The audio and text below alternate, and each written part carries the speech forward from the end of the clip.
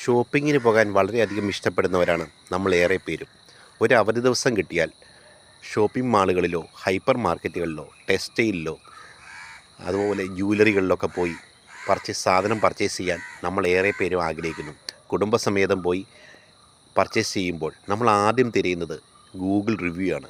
ആ സ്ഥാപനത്തിൻ്റെ Google review നോക്കി നമ്മൾ അവിടെ പോയി സാധനം പർച്ചേസ് ചെയ്യാൻ ആഗ്രഹിക്കുന്നു. നല്ല റിവ്യൂ കിട്ടിയ സ്ഥാപനങ്ങളിൽ നമ്മൾ രണ്ടും കൽപ്പിച്ച് പോയി സാധനം എടുക്കാൻ ആഗ്രഹിക്കും.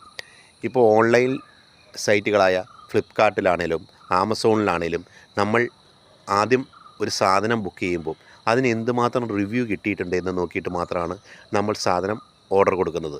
ഇങ്ങനെ റിവ്യൂ നോക്കി ഓർഡർ കൊടുക്കുന്ന ആളുകളാണ് ഇന്നത്തെ കാലത്ത് ഏറെയും. ഈ ഗൂഗിളിൻ്റെ റിവ്യൂ കൊടുക്കുന്നതിന് പിന്നിൽ ഒരു വലിയ തട്ടിപ്പ് ഒളിഞ്ഞിരിപ്പുണ്ട്. അത് പലരും ആരും ശ്രദ്ധിക്കാറില്ല എന്നുള്ളതാണ് വാസ്തവം. മിക്ക സ്ഥാപനങ്ങളും തൊഴിലാളികൾക്ക് ഇൻസെൻറ്റീവ് കൊടുക്കുന്നത് ആ മാസം അവൻ ചെയ്ത ടോട്ടൽ സെയിലിനെ അനുസരിച്ചാണ്.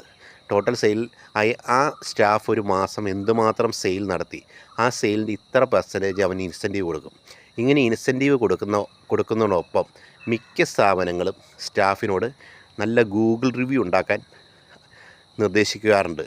ഇങ്ങനെ ഏറ്റവും കൂടുതൽ റിവ്യൂ ഉണ്ടാക്കി കൊടുക്കുന്ന സ്റ്റാഫിന് ആ സെയിലിനോടൊപ്പം മൊത്തം അയാൾ നടത്തിയ സെയിലും ഏറ്റവും കൂടുതൽ റിവ്യൂ എടുത്തിയ ആളെയും നോക്കിയാണ് അവർക്ക് ഇൻസെൻറ്റീവ് മിക്ക സ്ഥാപനങ്ങളും കൊടുക്കുന്നത്.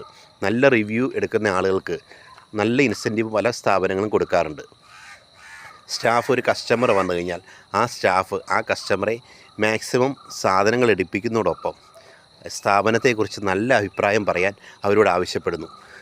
അതിന് അവരുടെ ഗൂഗിൾ റിവ്യൂ സാറേ 5 സ്റ്റാർ കൊടുക്കണം കേട്ടോ എന്ന് പറഞ്ഞ് ആ കസ്റ്റമർ ആ സ്റ്റാഫുമായിട്ടുള്ള അത്ര ഇടപഴകലിൽ ആ സ്ഥാപനത്തെക്കുറിച്ച് 5 സ്റ്റാർ തന്നെ കൊടുക്കുകയും ചെയ്യുന്നു. ഇങ്ങനെയാണ് മിക്ക സ്ഥാപനങ്ങളും റിവ്യൂ ഉണ്ടാക്കുന്നത്. അതല്ലാതെ ഈ സ്ഥാപനങ്ങളിൽ കയറി ആ സ്ഥാപനം പൂർണ്ണമായി ഇഷ്ടപ്പെട്ടിട്ടൊന്നുമല്ല. മിക്ക സ്ഥാപനങ്ങളും സ്റ്റാഫിനെ കൊണ്ട് തന്നെയാണ് ഈ റിവ്യൂ ആവശ്യപ്പെടുന്നത്.